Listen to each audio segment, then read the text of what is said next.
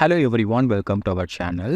உங்களுடைய பிசியில் இருக்கக்கூடிய ஃபைல்ஸை எப்படி ப்ளூஸ்டாக்ஸுக்கு கொண்டு வரது அப்படின்னு பார்க்கலாம். இப்போ ப்ளூஸ்டாக்ஸில் நிறைய பேர் வீடியோ எடிட் பண்ணுவீங்க, ஃபோட்டோஸ் எடிட் பண்ணுவீங்க. அது எல்லாமே உங்களுடைய பிசியில் இருக்கும். அதை எப்படி மூவ் பண்ணி கரெக்டாக ப்ளூஸ்டாக்ஸ் ஆப்புக்குள்ளே கொண்டு வரதுன்னா இந்த வீடியோவில் உங்களுக்கு சொல்ல போகிறேன். வாங்க எப்படின்றத தெரிஞ்சுக்கலாம்.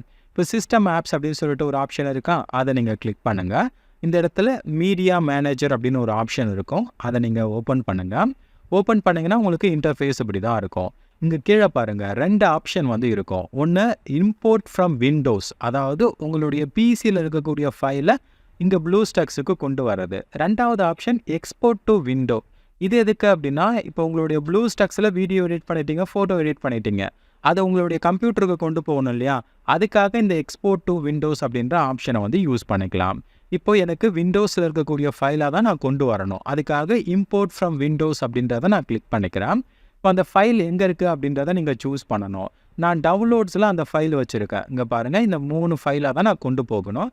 ஏன்னா இப்போ ப்ளூஸ்டாக்ஸ்குள்ளே இருக்கக்கூடிய பிக்சல் லேப் ஆப்பில் நான் எடிட் பண்ண போகிறேன். அதுக்காக இந்த 3 ஃபைலையும் நான் கொண்டு போகணும். 3 ஃபைலையும் செலக்ட் பண்ணி ஓப்பன் அப்படின்றத வந்து கொடுத்துடலாம். இப்போது இம்போர்ட் ஆகிடுச்சு. இந்த இம்போர்ட் ஆன ஃபைல் எங்கே இருக்கும் அப்படின்னா, ஜஸ்ட் எக்ஸ்ப்ளோர் அப்படின்றத கிளிக் பண்ணுங்கள். இந்த DCIM அப்படின்னு ஒரு ஃபோல்டர் இருக்கா, அதுக்குள்ளே தான் ஷேர்டு ஃபோல்டரில் இந்த ஃபைல்ஸ் எல்லாமே வந்து இருக்கும். நீங்கள் எந்த ஒரு ஆப் யூஸ் பண்ணாலும் இந்த ஃபைல் உங்களுக்கு தேவைன்னா அங்கே போய் எடுத்துக்கலாம். இப்போ பிக்சல் லேப் தான் நான் யூஸ் பண்ணுறேன். எனக்கு அந்த ஃபைல் வேணும் அப்படின்னா ஜஸ்ட் அந்த ப்ளஸ் ஐக்கானை கிளிக் பண்ணி ஃப்ரம் கேலரி அப்படின்னு கொடுத்தனா போகுதோ, இங்கே பாருங்கள் அந்த ஃபைல் எல்லாமே வந்துருச்சு. நான் இப்போ இதை எடுத்து வந்து யூஸ் பண்ணிக்கலாம்.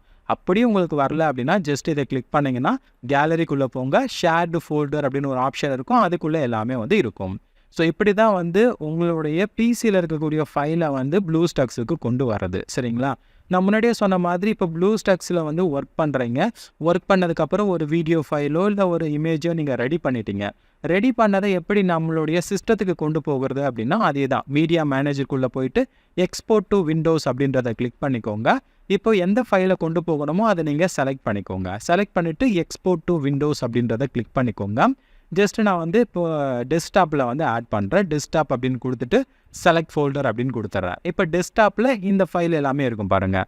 ஜஸ்ட் இங்கே கீழே இருக்குது பாருங்கள். இப்படி தான் வந்து விண்டோஸில் இருக்கக்கூடிய ஃபைலை ப்ளூஸ்டாக்ஸுக்கு கொண்டு வருது, ப்ளூஸ்டாக்ஸில் இருக்கக்கூடிய ஃபைலை விண்டோஸ்க்கு கொண்டு வருது. ட்ரை பண்ணி பாருங்கள்.